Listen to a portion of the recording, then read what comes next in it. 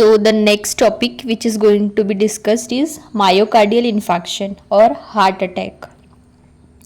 सो इस वीडियो में हम लोग डिस्कस करेंगे definition, causes, classification, risk factors, pathophysiology, clinical features, complications, diagnostic criteria and treatment of myocardial infarction.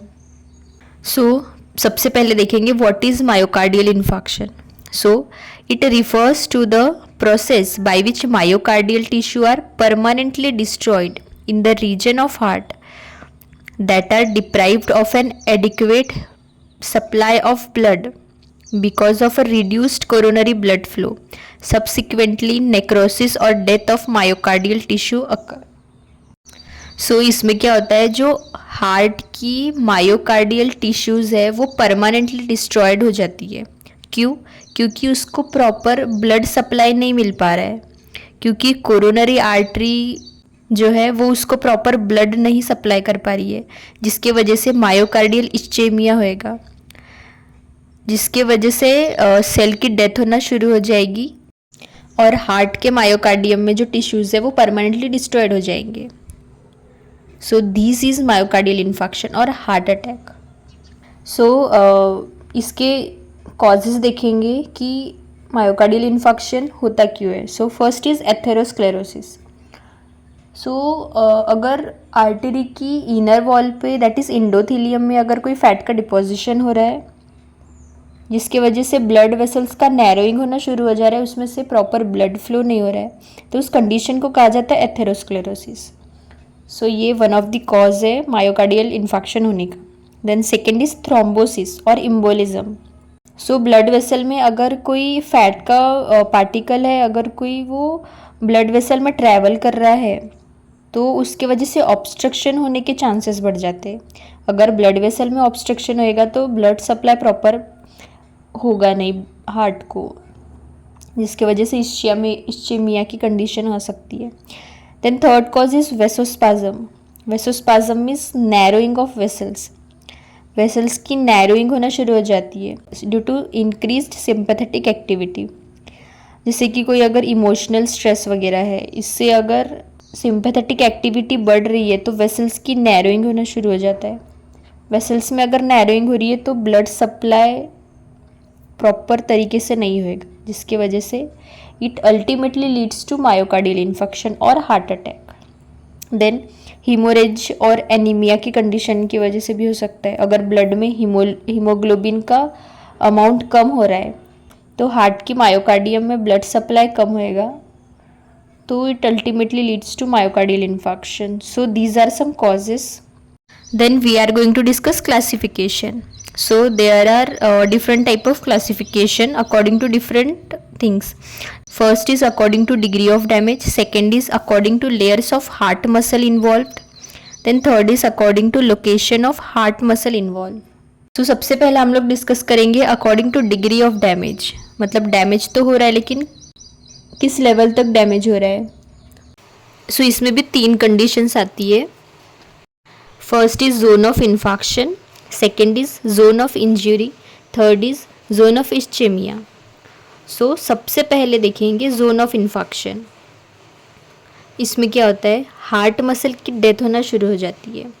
Heart की जो मसल्स है दैट इज़ मायोकार्डियम, उसमें इन्फार्क्शन की कंडीशन आ जाती है. अब वो हो क्यों रहा है, due to complete oxygen deprivation, क्योंकि उसको ऑक्सीजन नहीं मिल रहा है, आर्टरी से ब्लड फ्लो नहीं हो रहा है.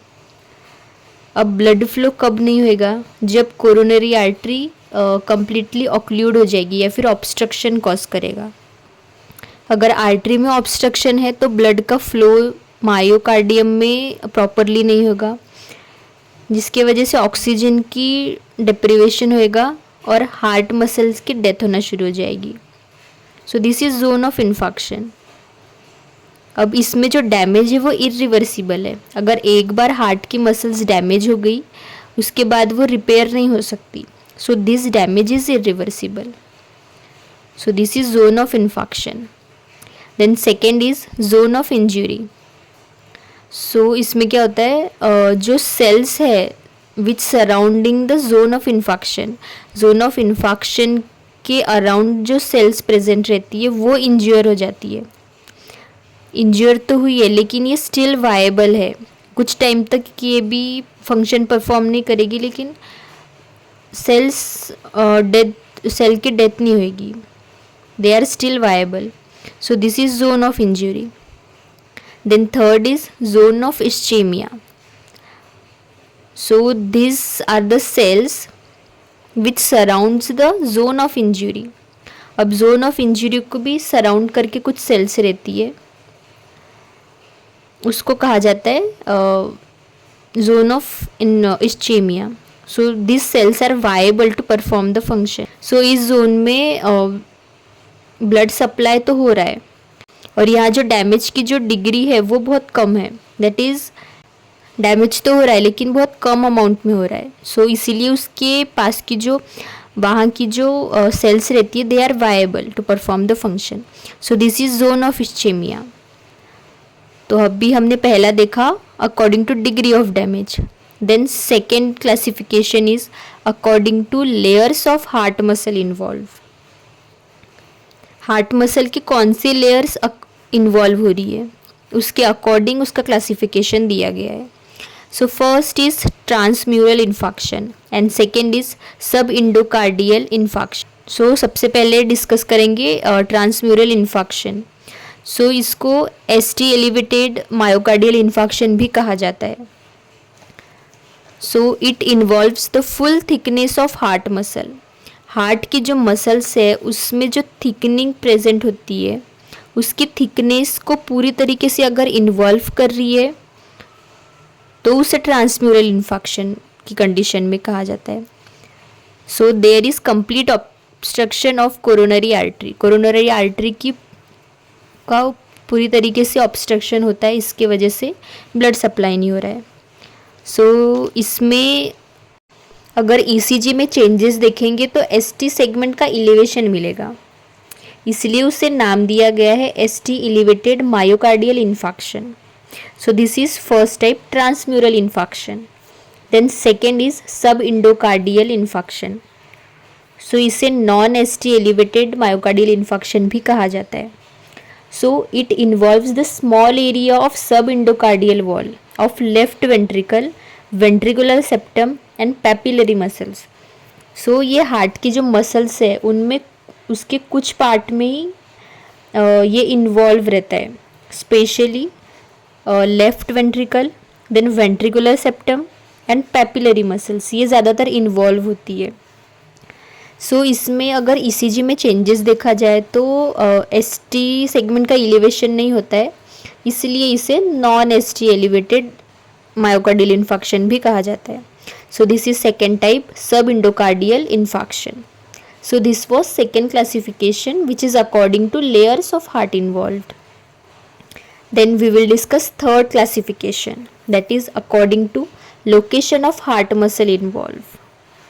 So there are three types. So first is left anterior ascending artery, second is circumflex artery and third is right coronary artery. So as we discussed in the introduction video of cardiovascular system कि blood को कौन सी artery supply कर रही है। So there are three main arteries. So अगर जैसे पहला टाइप देखेंगे that is left anterior ascending artery. अगर इसमें कोई ऑब्स्ट्रक्शन हो रहा है तो वह एंटेरियर और सेप्टल वॉल एमआई कंसिडर करेंगे, क्योंकि वो सप्लाई करती है apex of heart and anterior surface of left ventricle. So अगर वहाँ पर इन्फाक्शन की कंडीशन आ रही है तो उसे एंटेरियर और सेप्टल वॉल एमआई भी कहा जाता है। So this is first. Then second circumflex artery. अगर सर्कमफ्लेक्स आर्टरी में कोई ऑब्स्ट्रक्शन हो रहा है तो it results in posterior wall और लैटरल वॉल एमआई, क्योंकि सर्कमफ्लेक्स आर्टरी जो है लेफ्ट आर्टरी की ब्रांच है, वो लेफ्ट एट्रियम वो सप्लाई करती है पोस्टीरियर एंड लैटरल वॉल को। Then third is right coronary artery. अगर राइट कोरोनरी आर्टरी में कोई ऑब्स्ट्रक्शन आ रहा है तो वो इन्फीरियर वॉल एमआई कहा जाता है। So these are the classification of myocardial infarction. इसके बाद हम लोग डिस्कस करेंगे risk factors. So what are the risk factors which are responsible for myocardial infarction. So there are two types of risk factors. First is modifiable and second is non-modifiable. So पहला देखेंगे modifiable. So these are the factors which we can control.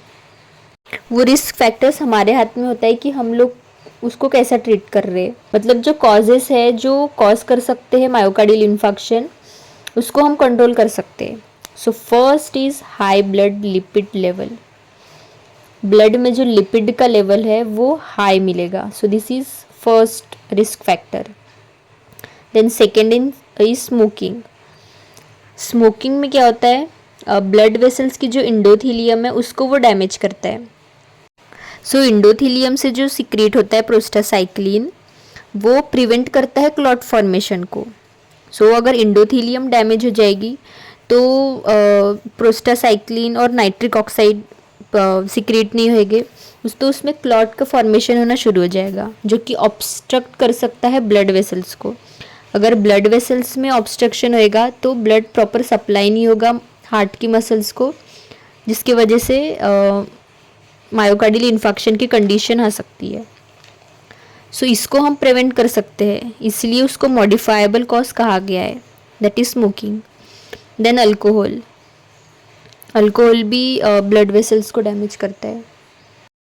Then hypertension. So arterial wall जो है वो thick होना शुरू हो जाती है और उसकी इलास्टिसिटी लूज़ होती है, जिसकी वजह से अगर उसकी इलास्टिसिटी लूज़ हो रही है तो ब्लड वेसल्स डैमेज होएगी और प्रॉपर ब्लड सप्लाई नहीं होएगा. Then diabetes mellitus is one of the risk factor. Then physical inactivity. Then obesity. Then emotional stress, then lack of estrogen in women, especially in post-menopausal women, and women with preeclampsia in pregnancy. So these are modifiable risk factors. Then second is non-modifiable risk factors. So उसमें पहला देखेंगे family history. सो अगर family में किसको इस condition है myocardial infarction, so patient को होने के चांसेस है. Then second is as.